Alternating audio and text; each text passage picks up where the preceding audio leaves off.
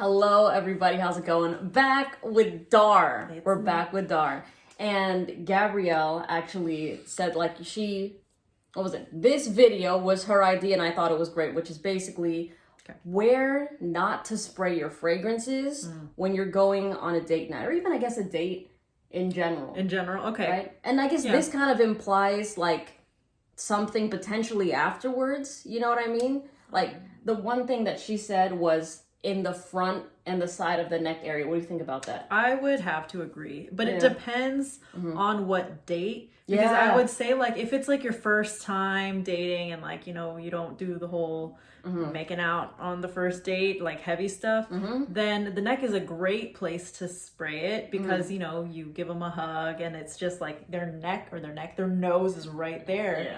Yeah. But if it's like, you know, getting kind of to that point where intimacy will be dived into, then I would agree that, like, the neck is probably not the best area because some people like getting all touched up on. Yeah, and the thing is, usually what I say is, like, behind each ear instead of the front and the side of my neck, because I no longer spray in this area, because if you spray fragrance there, it can, like, age your skin quicker. So, like, if you do it behind your ear, like, I mean, this whole area is sensitive, but then even doing it behind the ears, like, you know, for a date with potential things afterwards can also be a bit tricky, because, like, if someone puts their mouth or, you know, like, their tongue on you and they taste alcohol, it can kind of, like, the worst thing is, like, if you're kissing them and you hear them go, like, you know what I mean? Or if they're, like, if you hear that noise, you know, regardless of how good you smell, you don't want to taste that.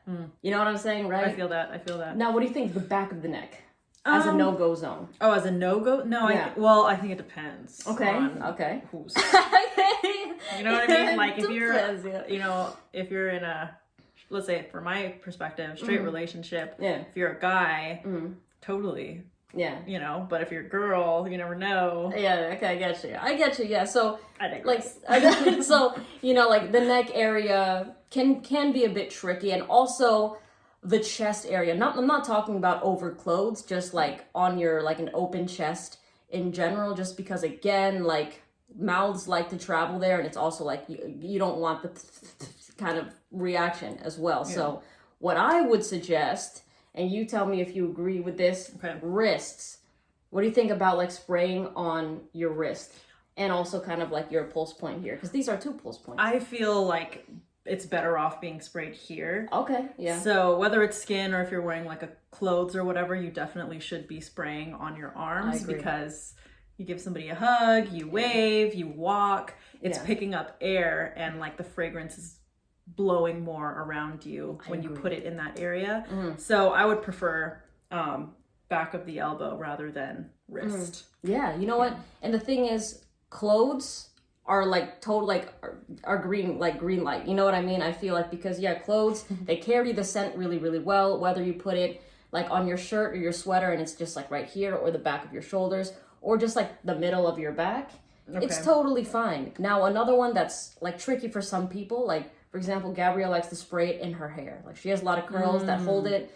Some people, like Dar and I, don't do it as much anymore because it can damage our hair. Like, we have alcohol straight hair on your hair. Yeah. But then if you're just going off scent alone, like, the hair will definitely carry that fragrance. If you're someone not worried about your hair drying up, or, like, if you've done it for years and there's nothing going wrong about it, then hell yeah, do that. Yeah. You know what I mean? So I see that. So the no-go zones, neck, you know, mainly front side of the neck, potentially behind the ears, just for, like, these days. You have to also feel and read the situation. Yeah. Chest, open chest. Okay. And and then, like, the green lit zones would be, you know, inside of the elbow here, wrist, clothes, and if you want to, your hair. I agree. Thank you for your knowledge. Absolutely. Super knowledgeable. Anyways, I'm going to link all her stuff in my description, her Instagram, YouTube, TikTok. Go follow her over there. Thank you so much for watching, and we'll see you in the next video. Bye.